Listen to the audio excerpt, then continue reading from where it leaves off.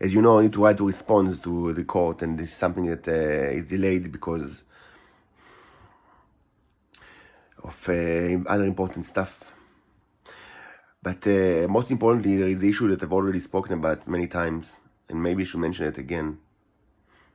This is a charade, a theater, a very disgusting theater.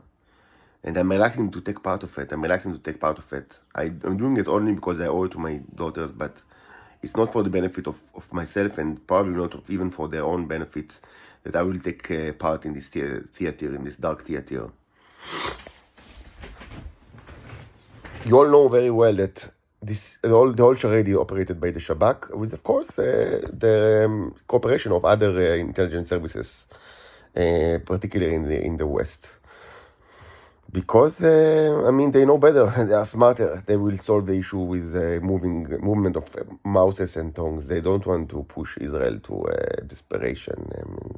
They know better than us. We are not... Well, they understand that our technology is about 1,000,000 trillion times more advanced than the current level of technology of the Earth. And they understand that our experience, of understanding the universe is about 1,000,000,000 times more advanced than their own. But for some peculiar reason, they are still certain that they possess some kind of mysterious, perhaps kind of diplomatic intelligence, or maybe emotional intelligence, or some other kind of bullshit that humans think that they specialize in. I don't know.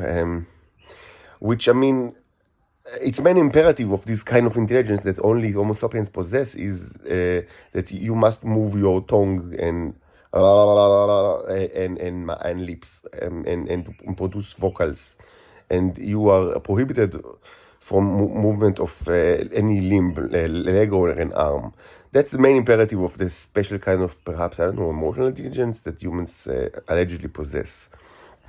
And because only they, for some kind of peculiar reason, possess this kind of intelligence, us that, with a single, a press of a button, could annihilate the entire Earth. And we don't understand their intricate politics. They're very, very special and intricate and delicate, I would even say, and intriguing politics. And for that reason, it's very important not to move any mouse, and only mouse, and not to move any leg or any arm to help me here. So instead of movement of legs and arms, we have this kind of charade in the court, which is not funny at all, because the life of small girls, little girls, and the life of their father is and the quality of life is at hand, and this should be remembered.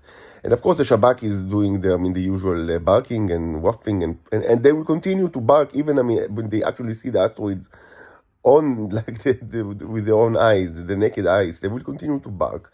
Barking will be completed only once there is nothing in Israel besides one big hole, which is very, it's going to happen already, but for some reason you still adhere to the theory of emotional intelligence or diplomatic acuity. I don't know exactly how to formalize it. Even not in Hebrew. What exactly you think? What kind of professions or skills you think that are so unique that only Homo sapiens possess? Because I can tell you right now, the difference between Homo sapiens and lizards, like basic lizards, is very, very small. So if you think that lizards,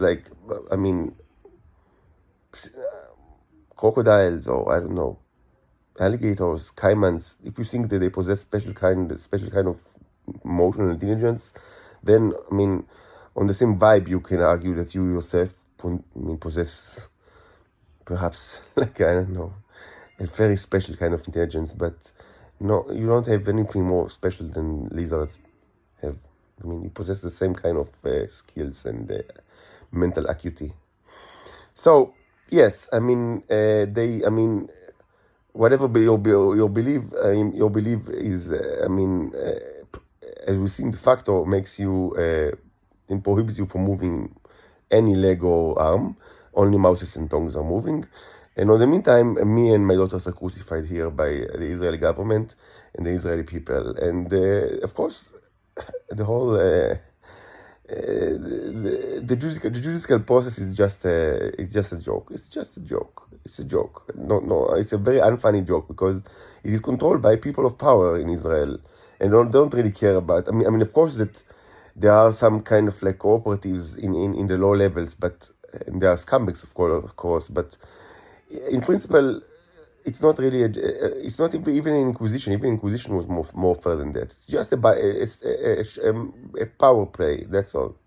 It's a power play. I mean, they show us that they can ruin our life and they can make me miserable, and I mean, they will not take orders from nobody. And we show them that. I mean, first we show them again and again this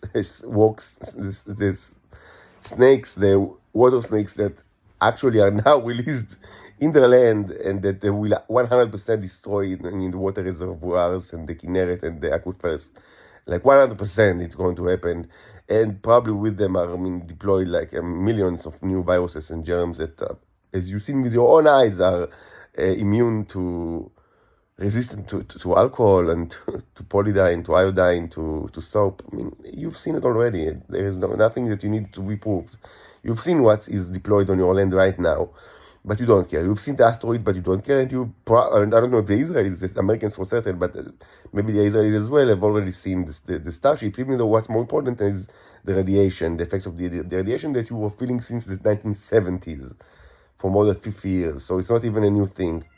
But you don't care because, I mean, the ego is so much more important. And I understand it because, not because it's rational, but because I live in Israel for so long that I understand how ego works. I mean, it's kind of, it's an idol that people will sacrifice everything for its behalf. That's the way it is. So yeah, I owe it to my daughters to write this response, but it's the most difficult thing for me, even though I've written many documents to the Court of Law, but this one is very difficult because I don't think that this kind of malicious and atrocious even government requested disgusting paper, I mean, it even deserves a response, but I will write a response anyway. Of course, at the same time, we are continuing with our living experiments. We need to create a new generation of strong and powerful water snakes, and of course to be released later this week, but only when we see that they grow enough to be like to stand the chance against the biological scumbags of the earth. And also, I'm also conducting these experiments in the realm of matter. I mean, the industrial issues, and I have a lot of things to say about it, but maybe I'll postpone that to tomorrow, maybe the day after, once my thoughts are more organized and I have perhaps more like empirical evidence to show you.